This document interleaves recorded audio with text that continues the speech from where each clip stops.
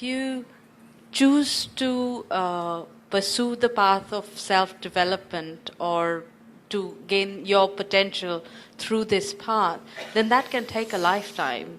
I want to find out what is the balance between trying to pursue my development versus doing something and finding that balance. I mean, how do I go about figuring that out for me?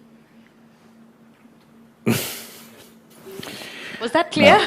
Yes, yes. Okay.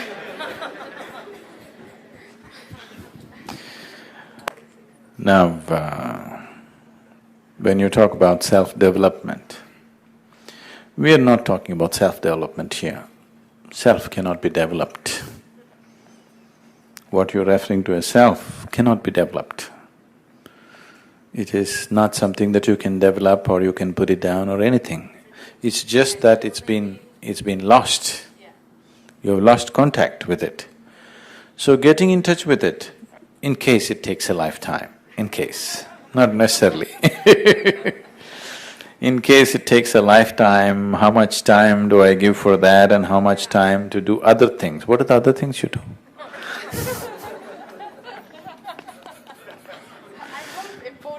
Okay. So the other things that you do in your life, will I have enough time for it? You shouldn't do any other thing. You understand? Everything that you do should be towards enhancing your own nature. Now, you're doing family, you're doing work, all these things you're doing, everything can be used as a spiritual process. It is not that in 24 hours' time, this many hours spirituality, this many hours materialism, this many hours family, not like that. Every step, every breath, every moment of your existence can be used for your development of who you are. So, this is full time. And in that, what activity you wish to do, you do whatever you want. What is the problem?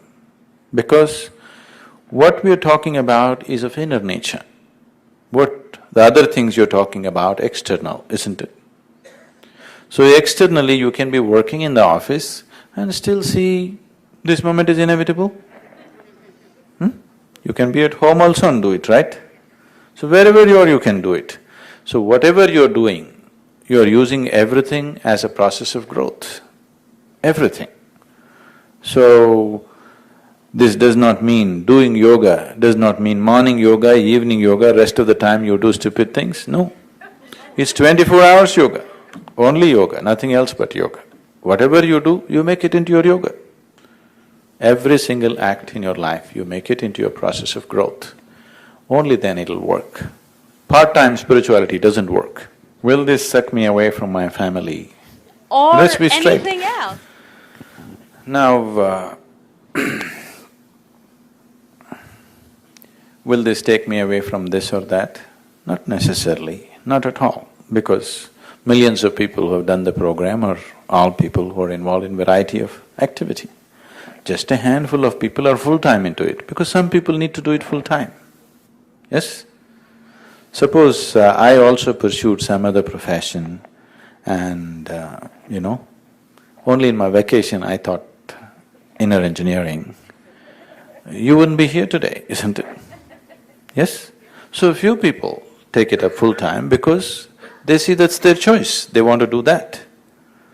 And when you can go to the office and do software programming or management or something, why can't you also go out and teach something?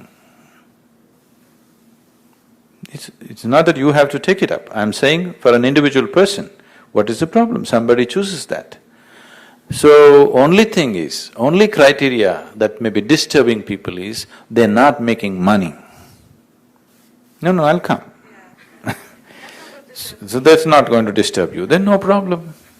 You're doing what you want to do. You either choose to go to this job or that job, isn't it? So, with Isha Yoga, if you come, instead of working 5 days a week, you'll end up working 7 days a week. That's the great change that you'll have, because you experience your whole life as a vacation. You learn to experience your work as vacation, then you're always on vacation. So, will this take me away from something? This doesn't take you away from anything, it enhances your life.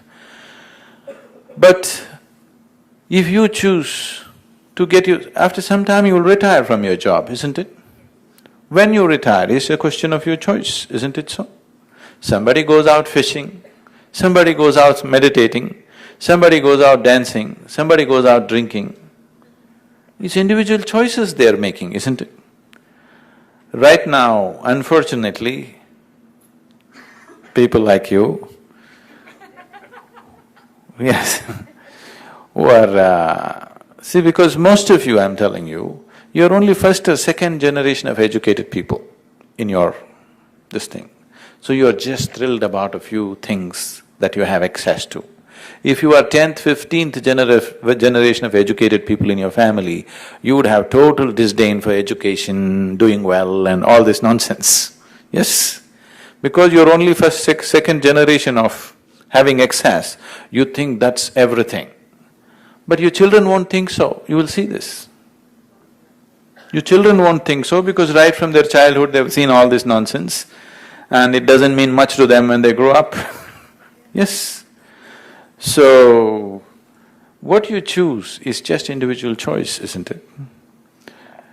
Does doing this necessarily mean taking you away? Not at all. People always ask me, Sadhguru, what is the mission? So I jokingly tell them, my mission is to plant undercover yogis.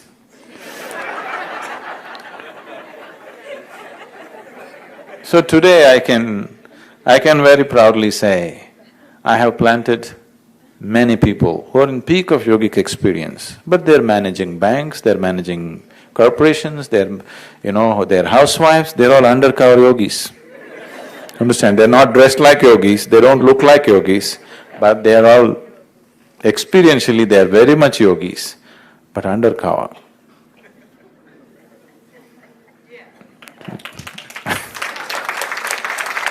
So, you want to be undercover yogi or overt? Undercover, okay, that's fine. That's my mission too.